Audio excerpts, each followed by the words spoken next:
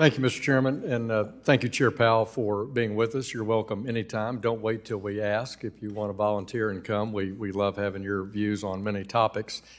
Thanks for talking about your commitment to price stability. You know, we've had this discussion last June between us of, I do think that's the primary mission of the Fed, and I think it should be the only priority of the Fed is price stability, because it's the legislative branch and the executive branch that really are responsible for, quote, full employment and having that policy environment and making sure that that's right. So your commitment to price stability is welcome by this committee.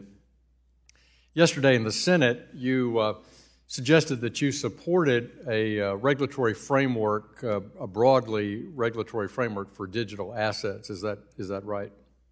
Yes. And is it your view that if we had a regulatory framework here in the United States for digital assets, that there'd be more transparency and rules of the road for both consumers, investors, and developers? Absolutely. And would it, if we had those rules of the road for business seeking to use and develop blockchain as a potential new technology in their business and tokenized payments, that again, that would be beneficial to business to know how to go about that? Yes, and to assure that it's all done in a safe and sound manner when we're talking about banks. Right. And then my next point would be exactly that, to help banks, investment brokers, custodians understand how they could even participate in that market in a safe and sound manner. Do you agree that a regulatory framework would help on that? Yes. And then finally, we've grown up in our country, and it's unique in the world, that we have a dual banking system, and due to a quirk here in Congress over 100 years ago, we have insurance is regulated exclusively by the states. So would you believe that that regulatory framework would also have to preserve some sort of role subject to safety and soundness, you know, for states to play some role in that regulatory framework for digital assets?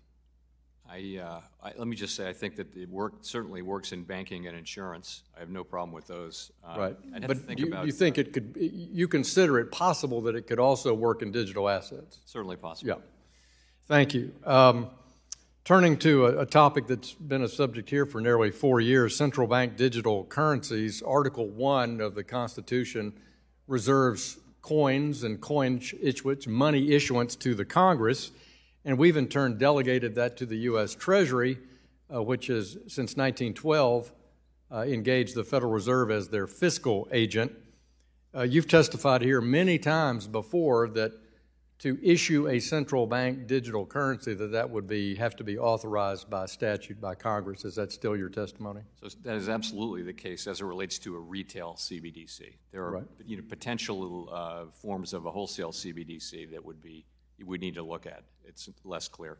But we've always been talking about retail CBDC, and that's something we would certainly need congressional approval for. And what would be a parameter on something that's not a retail CBDC where you think that that could be issued in some form or fashion without Congress's direct statutory authorization? It would be, for example, it would just be something between banks, so it would look an awful lot like a bank reserve. And you might ask, well, why would we need it? And that's a really good question too. Yeah. But it's just something that's literally within a wholesale market.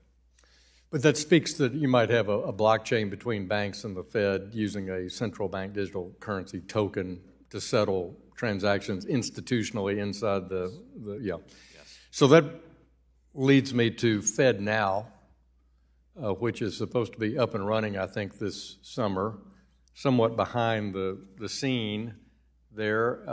I would like to ask you to formally have this full committee briefed on that by the Federal Reserve. I know the chair of the Kansas City Bank was involved. She's now left, and I think the committee has a lot of questions about FedNow, how its interoperability will work, how it's going to roll out, and also just a question that we've been asked, that why the Fed wire system isn't up 24 hours a day, 7 days a week now to benefit consumers that are using Venmo. Do you have a thought on that?